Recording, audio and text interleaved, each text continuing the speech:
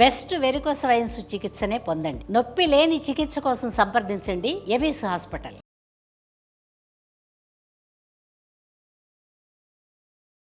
ఓం శ్రీ గురుభ్యో నమః.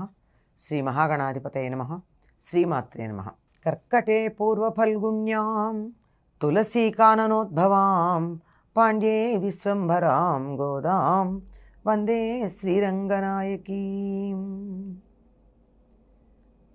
నీళాతుంగస్తనగిరితటీ సుప్తముద్బోధ్య కృష్ణం పారార్ధ్యం స్వం శృతిశతశిరసిద్ధమధ్యాపయంతి స్వోచ్ఛిష్టాయాం సృజినిగళితం యా బలాత్కృత్య భుంక్తే గోదా తస్యై నమ ఇదమిదం భూయ ఏవాస్తు భూయః. శ్రీ భూనీలా సమేత గోదా రంగనాథ స్వామినే నమః.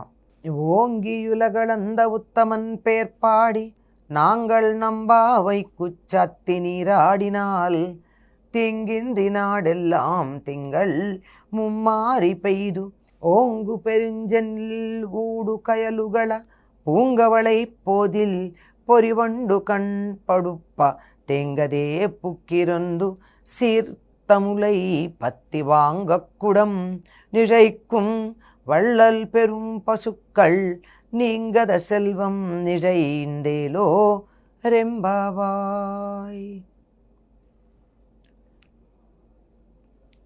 గోదాదేవి మూడవ నాటి తెల్లవారుజామున లేచి చెల్లులను తనతో పాటుగా స్నానం చేయడానికి రమ్మని స్నాన వ్రతం యొక్క ప్రయోజనాన్ని చెప్తోంది. రెండవ పాసురంలో నియమాలు చెప్పింది. అది లోకమంతా మెచ్చుకుంటుందండి. ఈ నియమాలు పాటించటం వల్ల మాత్రమే మెచ్చుకుంటుందా లోకం? కాదు. వీరు చేసేటటువంటి వ్రతం యొక్క ఫలాన్ని చూసి లోకం మెచ్చుకుంటుంది. ఏం చెప్తోంది ఈ మూడవ పాసురంలో? బలిచక్రవర్తి ఇచ్చినటువంటి దానాన్ని తీసుకుని ఆకాశం దాకా పెరిగి మూడు లోకాలని తన పాదాలతో కొలిచిన పురుషోత్తముడైనటువంటి త్రివిక్రముడి యొక్క దివ్యనామాలని మేం గానం చేసి మే వ్రతం అనేటటువంటి పేరుతో స్నానం చేయగానే ఏం జరుగుతుందో తెలుసా? అంటే త్రివిక్రముడైనటువంటి అంటే వామనావతారాన్ని ఇక్కడ గుర్తు చేయడం జరుగుతోంది. ఈ వామనావతారంగా ఆవిర్భవించి త్రివిక్రముడై విజృంభించి ఏం చేశాడైనా? ముందర చిన్నవాడుగా ఒదిగున్నాడు, ఆ తర్వాత పెద్దవాడుగా ఎదిగాడు. ఎదిగి ఆకాశం దాకా పెరిగి మూడు లోకాలని ఆక్రమించినటువంటి ఆయన్ని మేము కీర్తిస్తున్నాం. ఆయన కీర్తించి స్నానం చేస్తున్నాం, ఆయన పేరు మీద స్నానం చేస్తున్నాం. చేస్తే ఏం జరుగుతుంది అంటే 3 వానలు పడి ఈతి బాధలు లేకుండా లోకమంతా సుఖంగా ఉంటుంది. మేము ఇక్కడ స్నానం చేసిన దానికి ఫలితంగా 3 నెలల పాటు వానలు పడి, అంటే వర్షాకాలం 3 నెలలు చక్కగా వానలు పడి లోకమంతా సుఖంగా ఉంటుంది. దీనికి కొంతమంది 3 వానలంటే నెలకి 3 వానలు అంటారు. నెలకి 3 వానలు పడితే ఎట్లా ఉంటాయండి? శీతాకాలంలో కూడా వానలు పడితే ఎట్లా? పంట పొలం మీద కోతకొచ్చినప్పుడు వానలు పడితే ఎట్లా? కాదు. 3 నెలలు బాగా వానలు పడాలి, మిగిలిన నెలలంతా కాకుండా. అలా వానలు పడి ఎప్పుడైతే వానలు బాగా పడ్డాయో పంటలు బాగా పండుతాయి, నీళ్ళకి కొరత ఉండదు. తాగే నీళ్ళకి కానీ సాగునీళ్ళకి కానీ కొరత లేకుండా ఉంటుంది వానలు పడితే. అట్లా ఉండి ప్రజలందరూ సుఖంగా ఉండాలి. మేము స్నానం చేస్తే దాని యొక్క ఫలితంగా ప్రజలు సుఖంగా ఉండాలి. అప్పుడు ఏం జరుగుతుంది? వాన పడంగానే వరి చేలు ఆకాశం అంత ఎత్తు పెరుగుతాయి. అంటే వరి చాలా పెద్దదిగా పెరుగుతుంది కదండి, ఇంతంత ఎత్తు పెరుగుతుంది. మనిషి వరి పొలంలో కనుకున్నట్టయితే మరీ ఆజానుబాహు కాకపోతే తల కనపడనంత ఎత్తుగా పెరుగుతాయండి వరి పొలాలు. అంటే ఈ కాలంలో పొట్టి వంగడాలు వస్తున్నాయి, దానివల్ల పశువులకి గడ్డి లేకుండా అయిపోతుంది పంటలు పండుతున్నా. అంటే మనిషి స్వార్థం కోసం తనకు కావలసిన గింజల గురించి ఆలోచించాడే కానీ పశువులకి మేత కావాలన్నది ఆలోచన చేయకపోవడం వల్ల పొట్టి విత్తనాలు ఉన్నాయి కానీ పొడుగ్గా ఉండేవి. ఎంత ఎత్తు పెరిగాయిట వరి అంటే? ఆకాశం అంత ఎత్తు పెరిగితే వానలు బాగా పడ్డాయి గనక అలా పెరిగినప్పుడు ఏం జరుగుతోంది, వరి చేలల్లో చేపలు తుళ్ళిపడుతున్నాయి. అంటే వరి చేలకి ఎప్పుడు నీరు ఉండాలండి, నీరు లేకపోతే వరి పండదు. ఆ కుదుళ్లలో నీళ్లుంటే ఆ నీళ్లల్లో చేపలు ఆనందంగా ఎగిరెగిరి పడుతున్నాయిట. పైగా పక్కన ఉన్నటువంటి చెరువుల్లో కలువ పూలల్లో మనోహరమైనటువంటి తుమ్మెదలు నిద్రిస్తుంటే సస్యాలు సమృద్ధంగా పండుతాయి. ఇది మా వ్రతం యొక్క ఫలితం.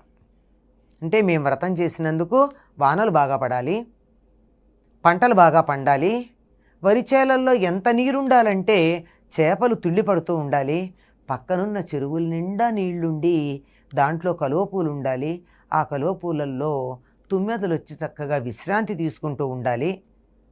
ఎందుకని కలువ పూల గురించి చెప్పడం, రాత్రిపూట విచ్చుకుని ఉంటాయి, అవి పడుకున్నంత మాత్రాన పూలు వాడిపోతే కదా ఇబ్బంది పడేది.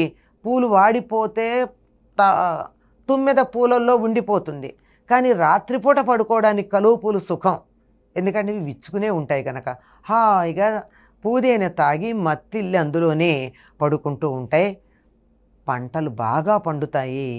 ఇంత బాగా పంటలు పండితే గడ్డి అంత పెరిగింది కదా వరి పొలాల్లో, వరిగడ్డి, అవి తిని ఆవులు బాగా బలంగా ఉండాలి. అవి బలంగా ఉండి వాటికి కొట్టంలో కట్టేసి పాలు పితకడానికని ఎవరైనా దగ్గరికి వెడితే చాలు ముట్టుకోకుండానే ఆవు పొదుగులో నుంచి పాలు కారాలి. ఎంత నిండుగా ఉండాలంటే వాటి దగ్గర పాలు అలా వేలితో స్పృశించగానే గట్టిగా తీయక్కర్లేదండి, వాటిని గట్టిగా పొదుగు పట్టుకుని లాగక్కర్లా. గేదెని ఆవుని తేడా ఉంటుంది. గేదె పాలు తీయాలంటే చాలా కష్టపడి వాటిని తీయాలి, శ్రమ ఉంటుంది. ఆవు పాలు ఏం లేదండి, చాలా తేలిగ్గా వస్తాయి. ఎందుకంటే ఆవు చర్మం పలచగా ఉంటుంది, అది మనకి పాలు ఇవ్వాలనే ఒక కోరికతో ఉంటుంది. అందువల్ల వీళ్ళ మాత్రం శ్రమ కూడా పడక్కర్లేదట. అక్కడికి వెళ్ళి ఇలా కూర్చుంటే కింద పాత్ర పెడితే గబగబా గబగబా పాలు వాటంతట పాత్ర వచ్చింది అని మనం బయోసెన్సిటివిటీ ఉంటాయే అట్లా పాత్ర చేరంగానే పాలు వాటంతటవి కుండల నిండా పాలు ఉండేటట్టుగా ఆవులు చక్కగా ఉండాలి. అంటే పాడి పంట రెండూ ఉండాలి. అంతేకాదు, ఇవన్నీ ఇవాళ తింటే రేపటికి ఉండదు.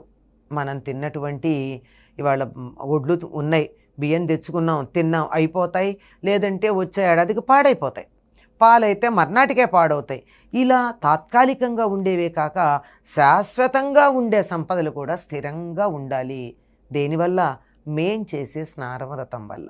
మేం వెళ్ళి ముల్లోకాలని కొలిచినటువంటి ముందర ఒదిగి తర్వాత ఎదిగి ముల్లోకాలని కొలిచిన వామనుణ్ణి మేం కీర్తిస్తూ స్నానం చేస్తే దాని ఫలితంగా ఇంత చక్కనైనటువంటి పాడి పంట లోకానికి వస్తాయి అని చెప్పి ఆశిస్తూ గోదాదేవి చెరులందరినీ నిద్రలేవమంది. మన వ్రతాలన్నింటి యొక్క ప్రయోజనం అదే. చేసినటువంటి వాళ్ళు ఉద్ధరించబడడం కన్నా లోకమంతా కూడా బాగా ఉండాలి, లోకానికంతా శ్రేయస్సు కలగాలి అని ప్రార్థనే ఎక్కువగా కనపడుతూ ఉంటుంది. స్వచ్చిష్టమాలికా బంధగంధబంధురజిష్ణవే విష్ణు చిత్తతనూజాయై గోదాయై నిత్యమంగళం. స్వస్తి.